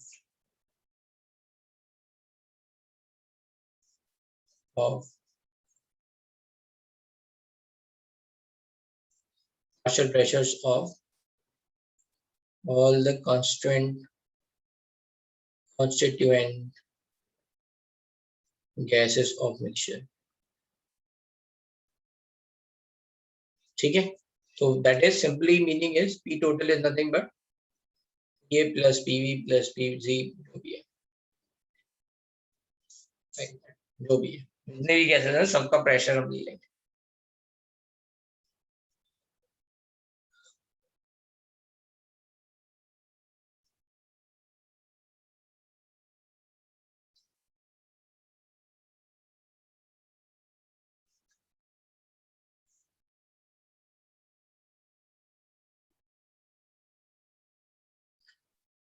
अब यहाँ पे एक बहुत इंपॉर्टेंट बात कि जो प्रेशर है वो नंबर ऑफ मोल्स पे डिपेंडेंट है ना, नंबर ऑफ मोल्स पे डिपेंडेंट है. अगर हम प्रेशर का कंट्रीब्यूशन देखेंगे तो वो किस पे डिपेंडेंट हो जाएगा, मोल फ्रैक्शन पे, है ना. जैसे मान लो PA बाई PT लिखेंगे, ये क्या हो जाएगा NA बाई NT, ये दिखाएंगे नीचे, है ना. जैसे मान लो अगर हमने बोला कि बताओ ये गैस के कारण कितना कंट्रीब्यूशन आया, है ना, टोटल प्रेशर में, तो किसके बराबर होगा, मोल फ्रैक्शन के बराबर. Na by NT कैसा है, ये equals to Na RT by V, total is nothing but N total RT by V, RT by V cut जाएगा तो ये क्या रह जाएगा Na by NT. Na by NT मतलब moles of air divided by total number of moles which is nothing but mole fraction. जैसे अगर मैं मालूम बोलूं कि एयर में मोल फ्रैक्शन, है ना, एयर में mole fraction of nitrogen is 0.8, mole fraction of oxygen is 0.2. Mole fraction किसके और बराबर होता है, हम ऑलरेडी मोल कॉन्सेप्ट में पढ़ चुके हैं, which is proportion which is equals to volume let's say fraction. अगर मैं बोल रहा हूँ कि एयर जो है वो 80% अवेलेबल है, ऑक्सीजन जो है वो let's say 20% अवेलेबल है, तो उसका मोल फ्रैक्शन 0.8 हो जाएगा. नंबर ऑफ मोल्स, है ना, मोल्स का रेशियो वॉल्यूम का रेशियो सेम है, तो ये मिल जाएगा 0.8. अब टोटल प्रेशर में contribution due to let's say nitrogen क्या होगा, 0.8. ठीक है, मतलब अगर टोटल प्रेशर 1 atm है, प्रेशर ड्यू टू नाइट्रोजन कितना हो जाएगा, 0.8 atm. समझ में आया?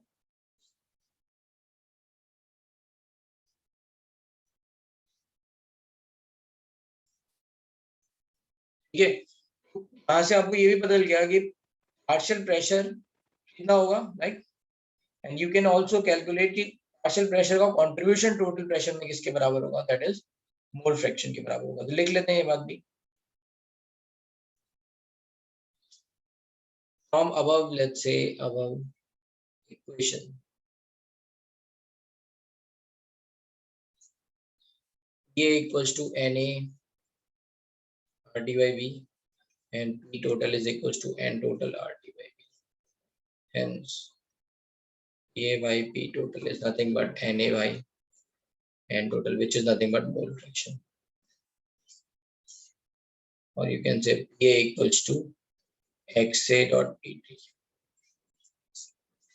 So that is contribution of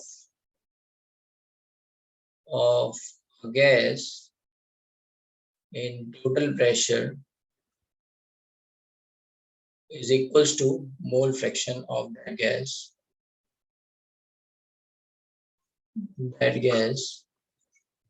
in mixture.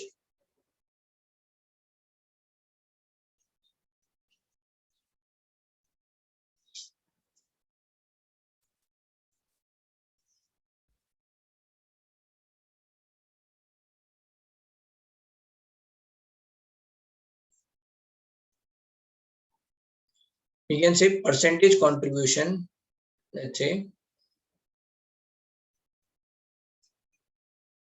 or we can say fractional contribution. Contribution समझ में नहीं आ रहा. Fractional contribution of a gas in total pressure is equals to mole fraction of that gas in mixture.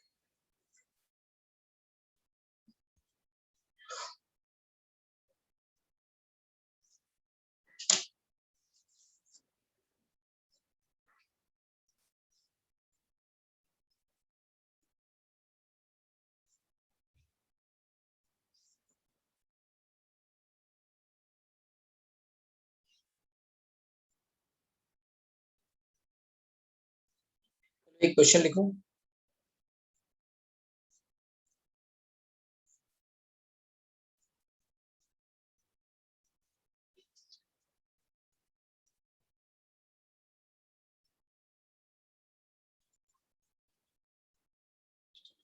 Partial pressure of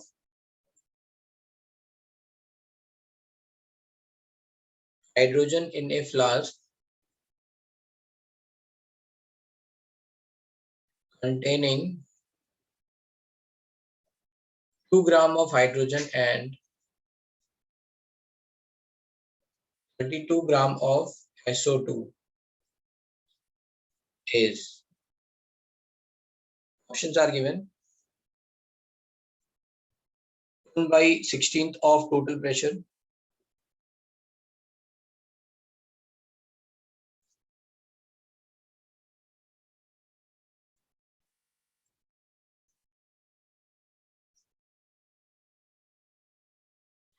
B 1 by 9th of PT, C 2 by 3rd of PT,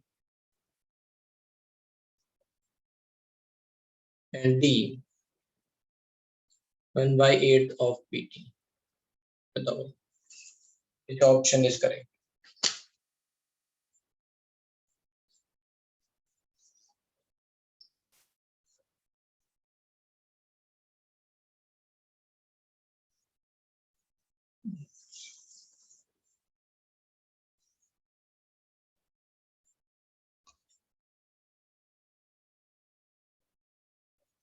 Answer क्या हो जाएगा? So be careful. Here we have been like given information is mass. You have to convert into moles. How many moles of hydrogen?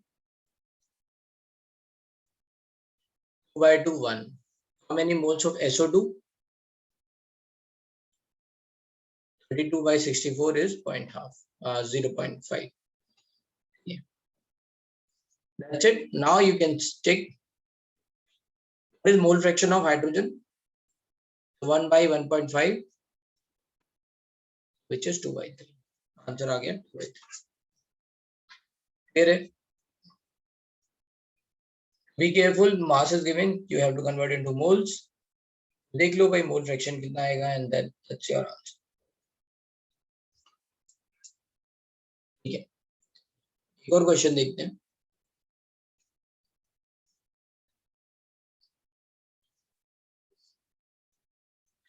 मान लो ये 3 container हैं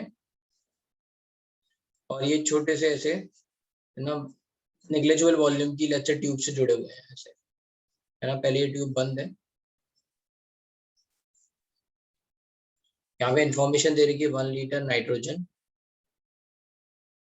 at 635 mmHg, 1 liter neon at 212 mmHg, and half liter hydrogen at 418 mmHg. What is the pressure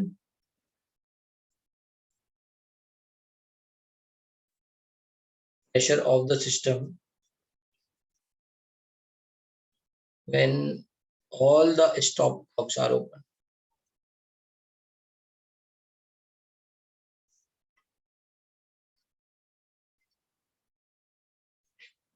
बताओ भाई question. सबको अगर open कर देंगे तो क्या हो जाएगा?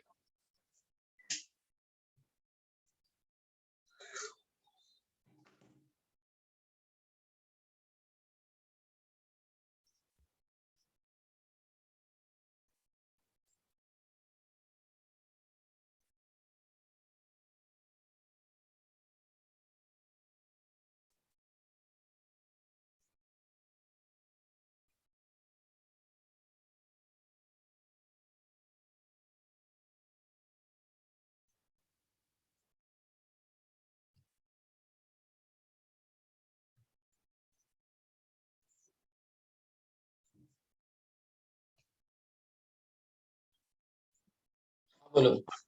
Hello, good morning, sir. Good morning. Sir वो आपने इससे इससे पिछला वाला क्वेश्चन किया, वो मेरा थोड़ा मिस हो गया, आप बता सकते वो हो? मास वाला ना, हाँ सर। उसमें हमने मोल्स निकाल लिए पहले। मोल्स ऑफ हाइड्रोजन 1 आया, मोल्स ऑफ SO2 आधा आया, टोटल मोल्स 1.5 आया। मोल्स को कंट्रीब्यूशन कितना हो गया हाइड्रोजन का, या मोल फ्रैक्शन कितना हो गया, दैट इज 2/3। बस आंसर। मोल फ्रैक्शन आएगा वही तो कंट्रीब्यूशन होगा। Yes sir, got it, thank you.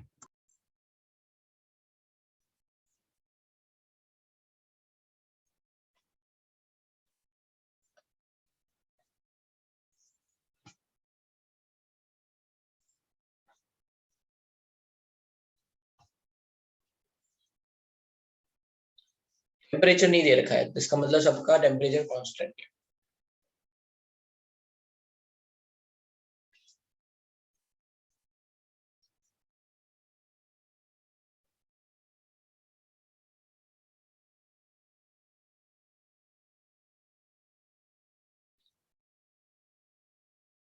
यहाँ पे कॉन्सेप्ट क्या है पहले देख लेते हैं। राइट, मुझे लग रहा है कि शायद ये किसी को समझ में नहीं आ रहा है। 1 लीटर है सब कुछ, 1 लीटर 1 लीटर 1 ये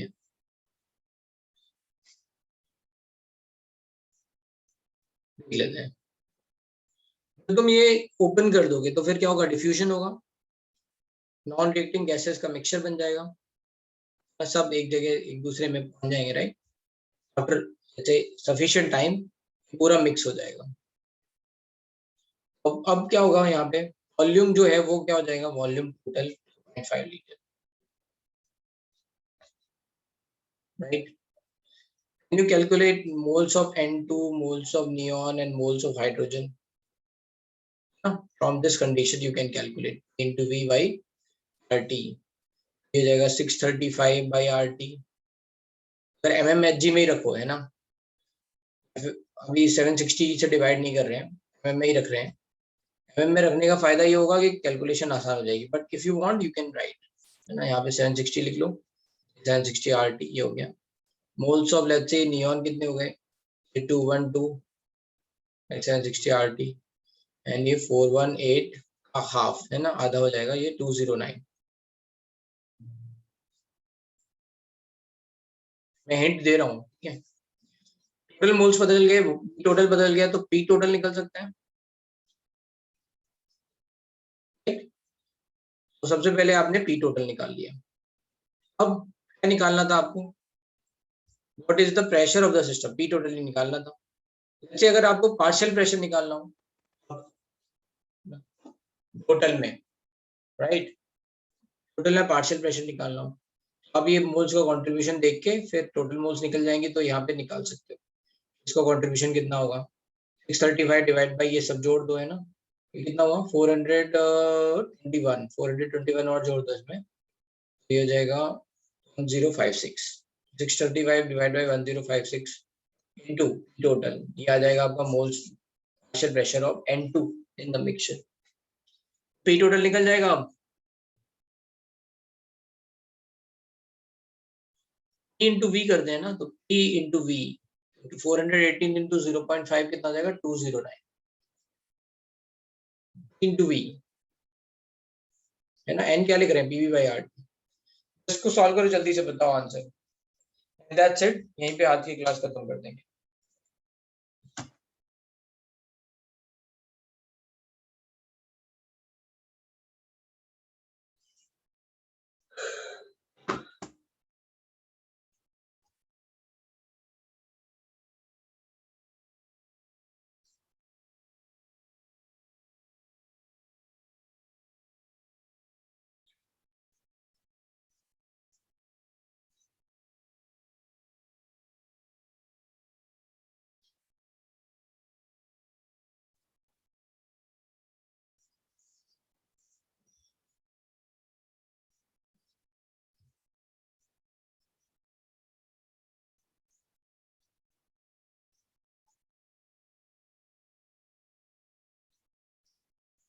तो लेट्स से, चलो मैं ही निकाल देता हूँ, है ना। एन टोटल यहाँ पे 1056 आ गया था, right. Total have to calculate V total is 2.5 and total is 1056 by 760 RT, ठीक है, N into RT, तो ये कट गया, टोटल की वैल्यू आ जाएगी 1056 डिवाइड बाई 2.5 into 760, 760 का हाफ कितना हो जाएगा, ये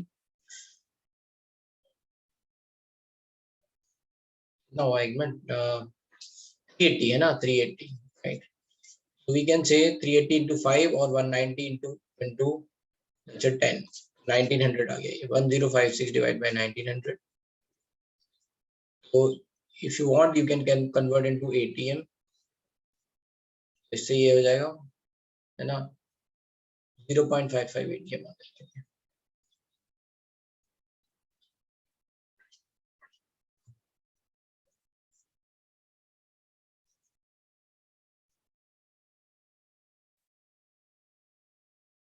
ठीक है, चलो फिर आज के लिए काफी है, डाल्टन्स लॉ के क्वेश्चंस हमने कराए हैं, थोड़े से आप ट्राई कर सकते हो, नहीं तो नेक्स्ट क्लास में कराएंगे, ठीक है, दैट्स इट।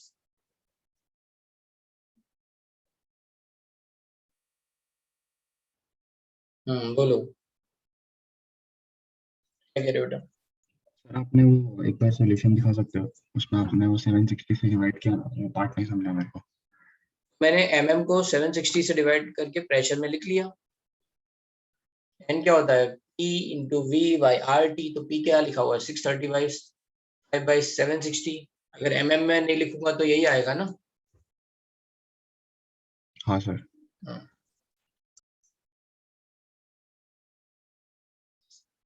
ठीक है, ये P हो गया आपका 635 by 760, n की वैल्यू हो गई P V by R, 635 by 760 into V by R, V की value 1 litre.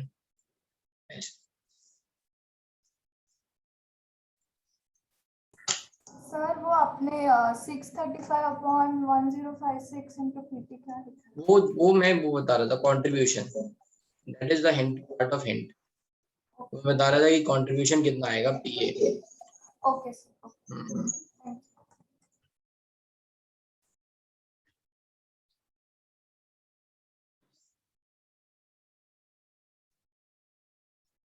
Sir, if we want to write final answer in mm of Hg, then the answer will be just 1056 upon 2.5, right? Correct correct correct correct, अगर Okay, sir, mm fine. ठीक,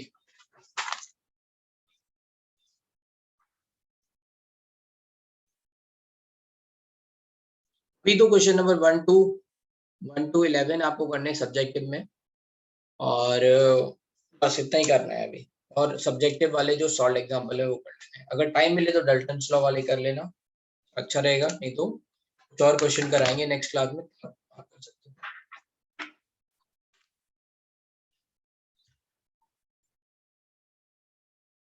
yes, PT निकलने के बाद, total निकलने के बाद we can calculate partial pressure, contribution की कुछ भी निकाल सकते हैं, ठीक है, चलो फिर बाय।